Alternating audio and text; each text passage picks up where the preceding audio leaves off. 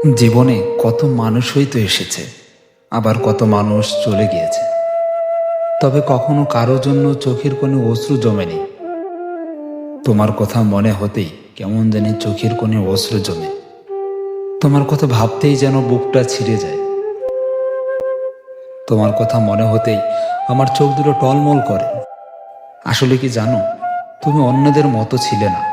তুমি ছিলে হৃদয়ের খুব বিশেষ একজন মানুষ।